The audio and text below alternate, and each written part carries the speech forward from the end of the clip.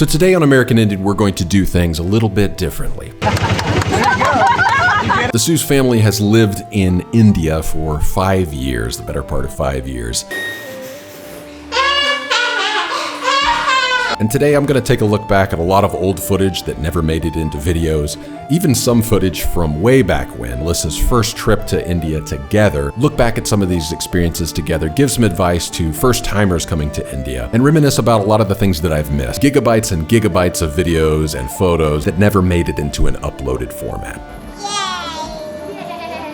So it's a 5-year and more retrospective today on American Indian. We're an American family living in India. We love food, film, language, culture, and making new friends. Join our adventures from America to India and beyond. Some things I just filmed and they never found a place. So here we have a Ferris wheel right here in Kalkaji. I think I filmed this on my cell phone right in front of the Agarwal Suites.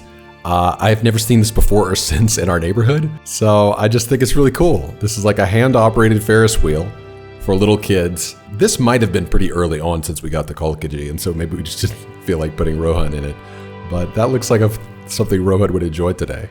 It seems like it'd be quite a workout. I mean, look at this thing. See, I like the idea of human endeavors that allow you to kill two birds with one stone. So in this case, this could be a great exercise tool. I mean, think about this. If you had this in your backyard for your kids, like this would be a great way. I mean, who needs to go to the gym for this one particular exercise? You could just move your kid around. Satya has been doing artwork in her time in India. So here are some of her different arts and crafts. The bottle people were one of my favorite things that she's done since she came to India. This is Flinda and Flim. So this was back in our second apartment in India, Amrapali, Exotica in Noida, Sector 50. So she would take Nimbu's bottles and dress them up. This is just part of her creative nature. What's so funny? Board shorts are board shorts. They're Asian men capris. They're so long I can't get them in one shot. My fashion show. This is like something Zoolander would wear. We had to do visa runs here in India. So visas is something you'll definitely deal with if you're coming to India, trying to get the appropriate visa anywhere in the world. This is just part of international travel in our day and age.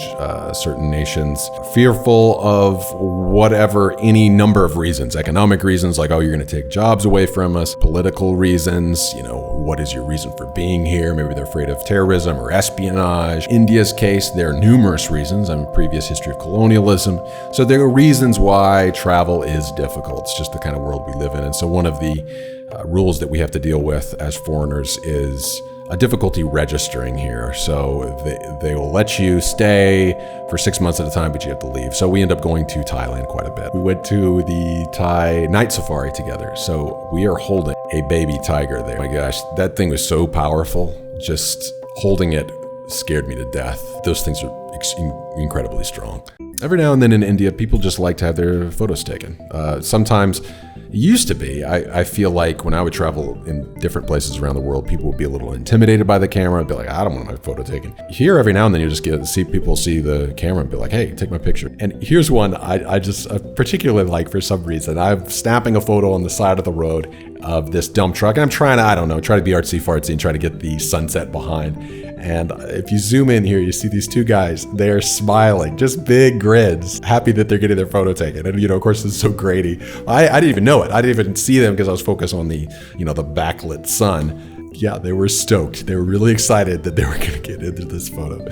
So this is an image from my first time driving a car in India. I've had a love-hate relationship with driving in India and in Delhi in particular. Delhi driving it just changes you. It changes you. You start saying words you never thought you would say. Brings out the aggression in you. It's just, I know it looks cute seeing Rohan sitting here behind the handlebars of an auto rickshaw, but when you get behind the wheel yourself, it turns you into something else. The evil Tweety bird inside of you, the Mr. Hyde in your Dr. Jekyll, it's just gonna come out. I was scared. The first few weeks I drove, this was a friend's car that we were able to borrow while she was out of the country. Recommendations for first-time drivers in India. Here's a few things. First of all, you just fill in the spaces. It's kind of like water running down a mountain, like in a river. A river just follows the path of least resistance.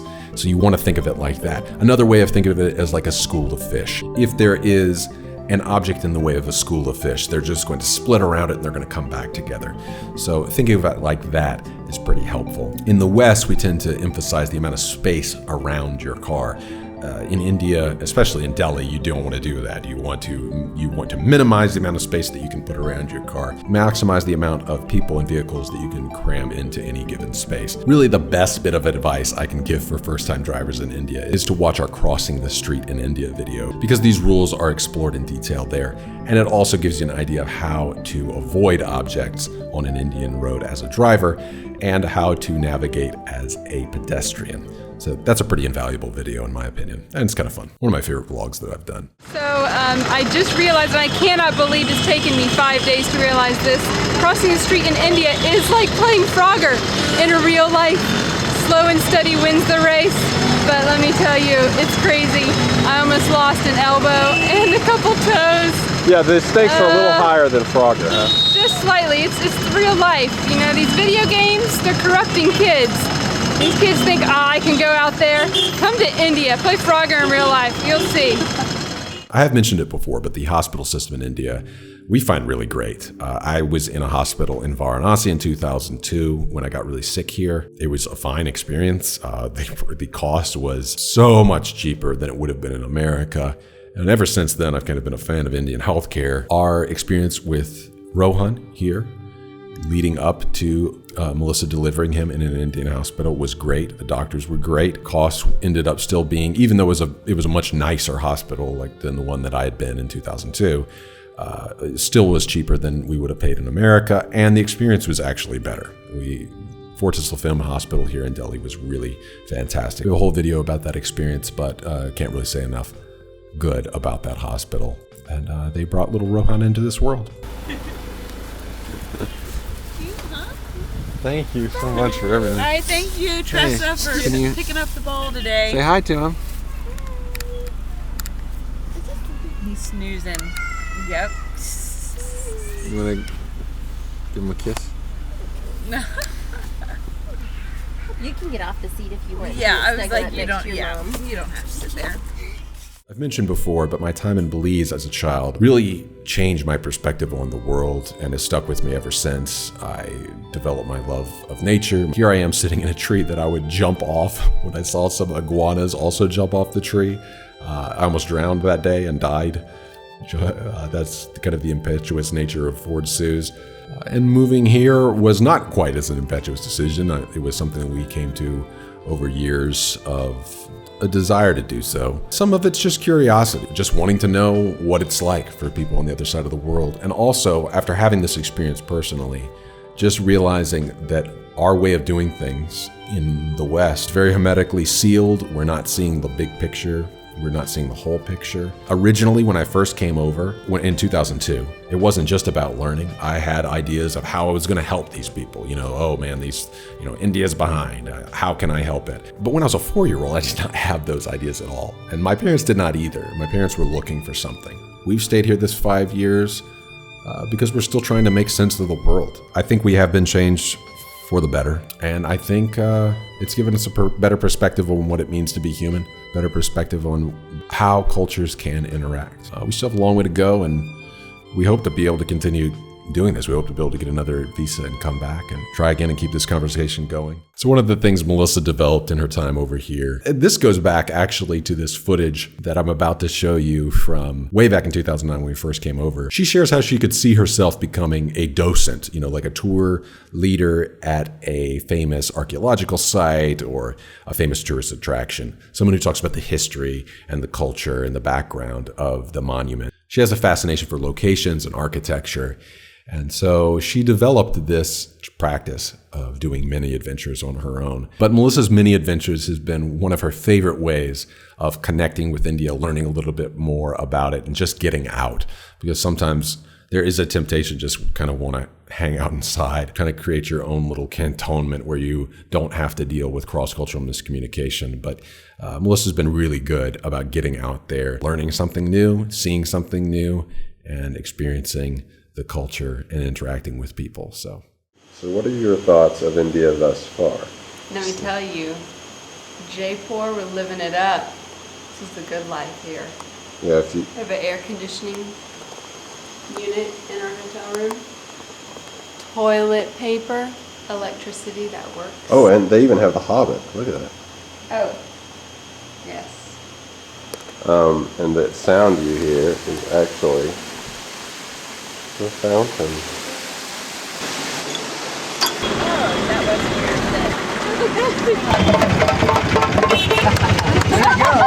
You get it? Yeah, just too late. तो उसको क्या करते हैं यार नीचे दबाया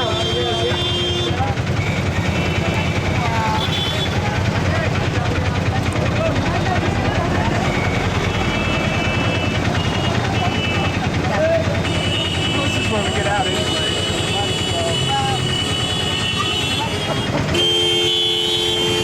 All right.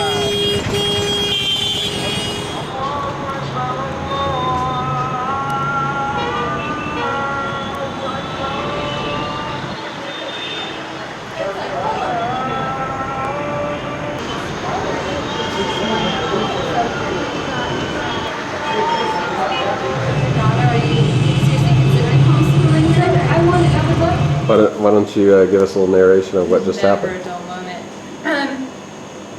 We came back to the hotel. We're in our room, standing by the door. All of a sudden, there's this water sound from the bathroom, and it's like water pouring. And we go in, the hot water thing on the side of the wall had busted out, and there's hot water, like a fountain, pouring into our bathroom. We were making our own mineral bath with India water, and it's just pouring and pouring and pouring and pouring and pouring out. So now we're in another room. I don't know what they're gonna do to fix it. In our bathroom over there, there were hoses coming out of two of these fixtures, and so the hot one had busted. And by the end of it, it was so hot that it was leaking out heat into the rest of the room, and it was like a sauna. You couldn't see anything on the mirror, and the floor was covered in water, and it was hot water, like jettisoning out at record speeds. Yes. So, how does it feel to be riding on an elephant? Fantastic. Oh, money. That's what it feels like. It's kind of a roller coaster ride. You send the video for me. Yeah. I mean, now that's insane. Look at how huge that courtyard is.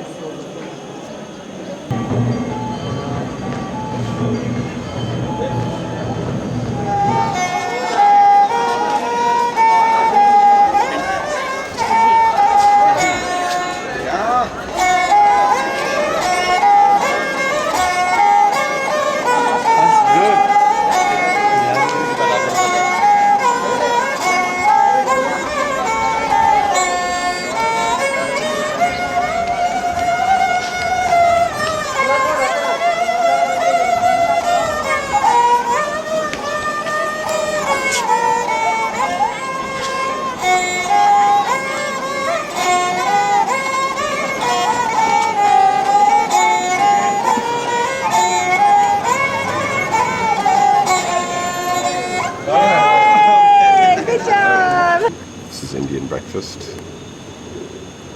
Melissa's first. Puri bhaji. What do you think? Very yummy.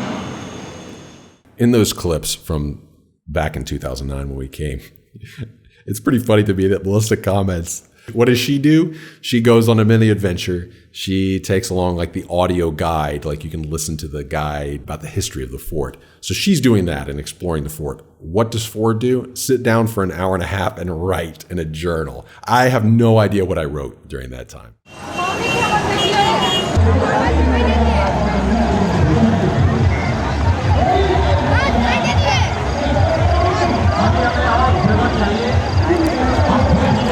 Hey, Melissa.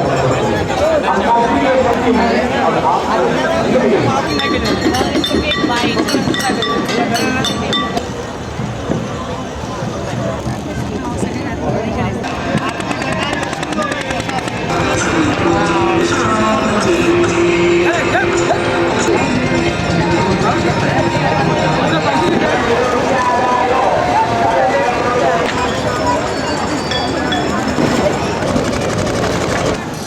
So we had Frogger and Jaipur. What was it this time? Yeah, well, now it's Pac-Man in Varanasi. You have to go around and collect all the dots in between the cars and the bicycles and the rickshaws and the people, but don't step on the cow patties. Those are the ghosts. Yeah. No, actually the ghosts are the guys that hit you on the butt, I guess. Yeah, so I got my first groping experience. Just slapped my booty as I got on the rickshaw. I'd be glad I was getting on that rickshaw. I would have hit him with my shoe.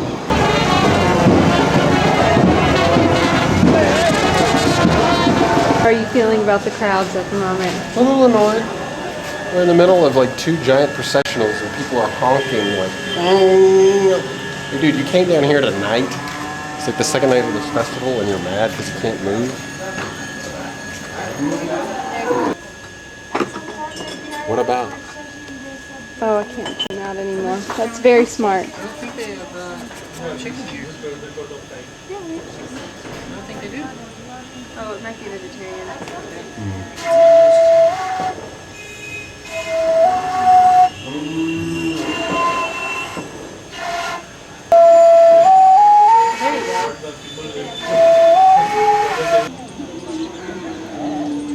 There you go.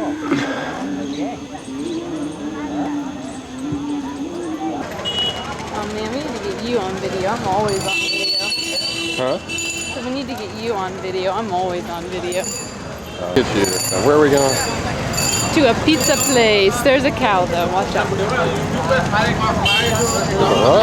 There's a cow. He's gonna eat pizza with us.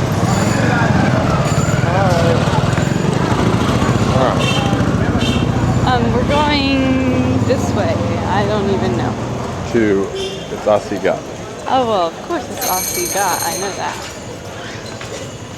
I can't even find the water from here. I'm pretty bad. So tell us what we just did. All right, so we went to Durga Temple and got off. And Ford was going to show me where he used to live, except he couldn't remember. We're walking down the road. None of this is familiar. I don't know any of this. I don't recognize this. I'm blinking. I don't know. So we walked around Tulsi Naga. And one little boy told us one way, one guy told us another way. Finally, we found it. So we saw the Singh family, but really just the daughter.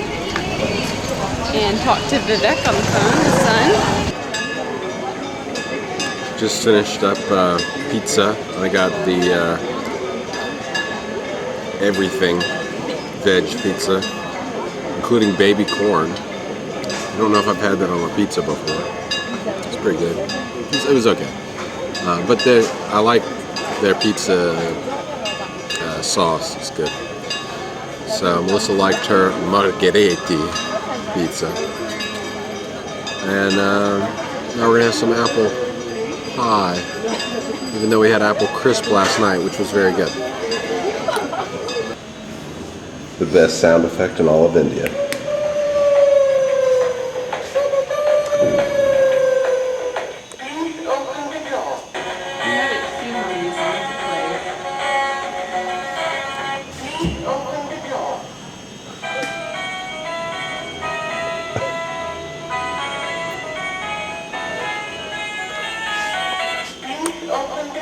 Of course, one of the big Indian holidays is Diwali.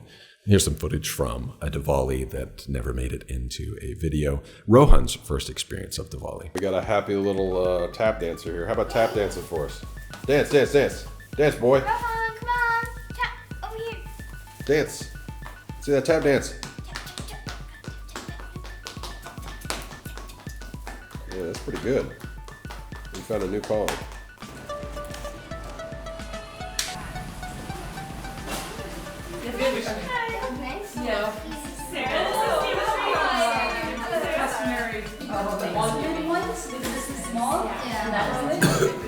From now, it'll like I whenever I diet round, it's like Okay. Here you go. Park it, buddy. We'll watch from here, okay? You hold my hand. Take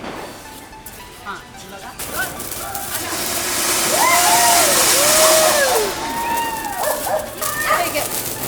Oh, he's not liking it. Take it. Wow. Oh no. Wow.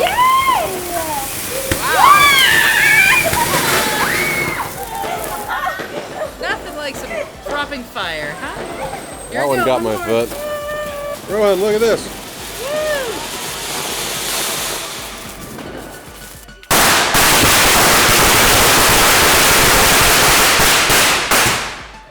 Melissa brought up a really good point about our India journey and our entrepreneurial journey, and she was calling it the flaneur entrepreneur. Flaneur being someone who walks aimlessly through a city or place, just taking in the sights, experiencing the city as it comes to them, not really going with an agenda other than just to experience it. A French word. Entrepreneur, of course, also a French word. A lot of entrepreneurs start off as flaneurs in the business world, just looking for an idea, trying to solve a problem, not really sure what they want to do. They just know that they want to start something new. And we have been in that kind of mode of entrepreneurship in our last 5 to 7 years. Melissa kind of begrudgingly drug along with my web video ideas. And our first favorite book about India was Sam Miller's Delhi Adventures in a Megacity, in which he was a flaneur. He walked around the city, took different routes, and just documented his experiences in written form. In our first couple years here, I did a couple walks myself, and I never did release those videos. So here are some of my experiences walking. In this case, I walked from Dilli Haat, here on the southern side of Delhi, to a large park in central Delhi, right along the ridge, which is a really beautiful area. I love this area. It's like Central Park times 100. It's enormous.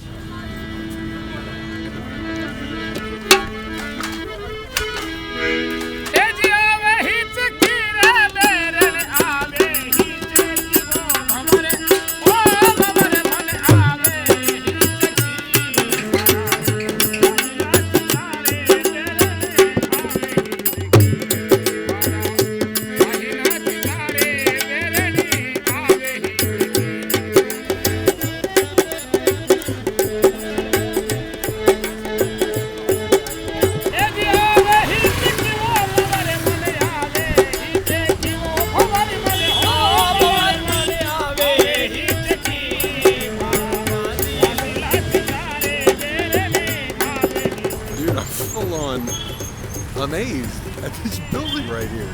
I feel like I'm in Washington, D.C. I literally do. It's just like India, and what is that building? What is with this roundabout? Holy crap! I mean, we get a lot of roundabouts here in New Delhi. This is just beautiful. Oh, well, there are palm trees. So maybe I'm in Jacksonville or... No, someplace like more historical than that. Like, I was like Tampa or something. I don't know. It's just weird.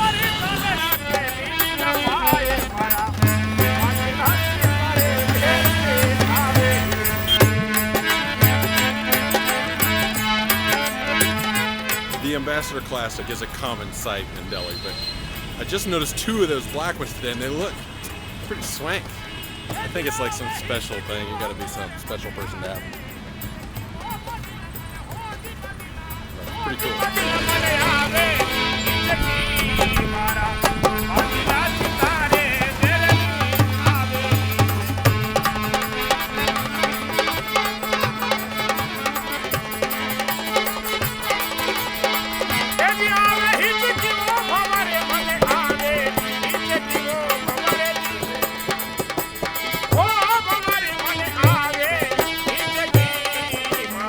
That place was interesting. Kind of a mixture of Palika Bazaar, INA Market, but much more sedate, smelling of Miss Havisham and the Cold War. Not that I've smelled either of those 2 entities, but I imagine they would smell something like that market did. Really kind of creepy, actually. There's like hardly anybody in there. Maybe it's just the time of day. I don't know. It was just weird. I didn't like it. They had like mink coats and stuff, and right across from a meat shop. Right across from a travel agency. It was really stuffy and weird, and you could tell they hadn't had customers in a while because I was being constantly talked at.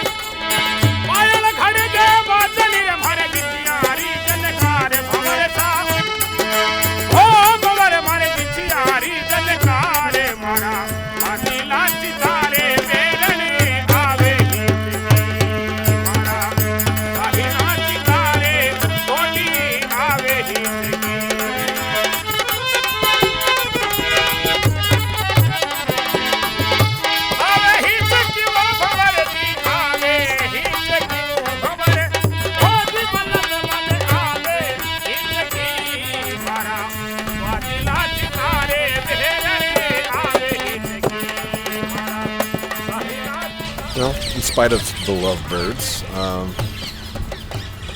and the fact that this was not what I expected it to be, this is a pretty neat place. Just had a nice little break, read a bit, had a little bit of a epiphany myself. I really was hoping to be able to see, because this is on the ridge, I was hoping to be able to see some of the city to the east. I haven't been able to find a clearing. So I don't know, I guess the ridge is more gradual, its rise. But speaking of lovebirds, I just got a phone call from my wife, but cell phone coverage is pretty spotty here. So I'm gonna go try to find some cell phone coverage. I did another flanurial walk, starting up near the Hanuman Temple on Blue Line.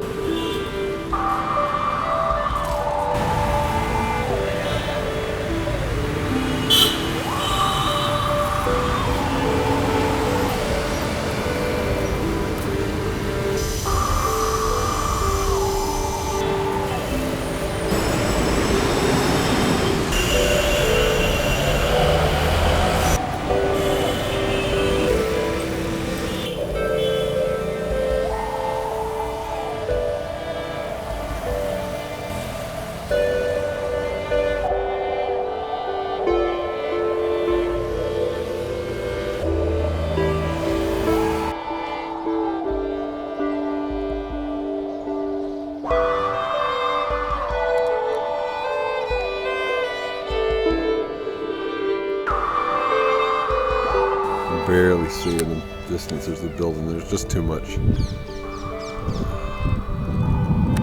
fog today. It's over there. But on a clear day though, this would be a pretty beautiful view. The great thing about being a flaneur is you do see new sights. This is part of what our 5 years in India has been, is just trying to observe.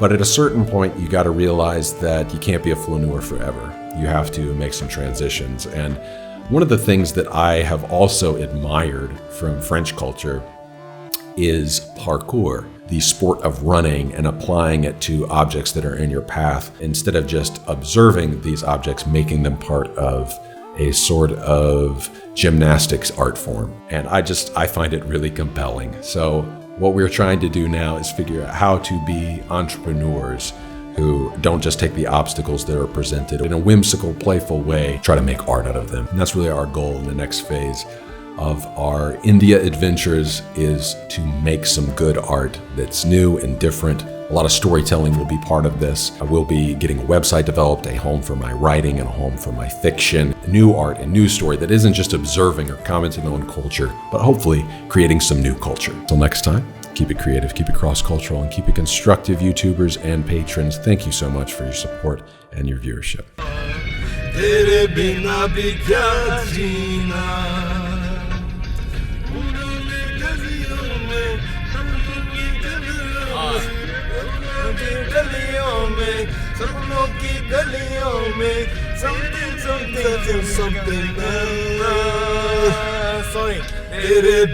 भी क्या जीना ओ साथी रे तेरे बिना भी क्या जीना तेरे बिना भी क्या जीना. What a song, man. Yeah, man.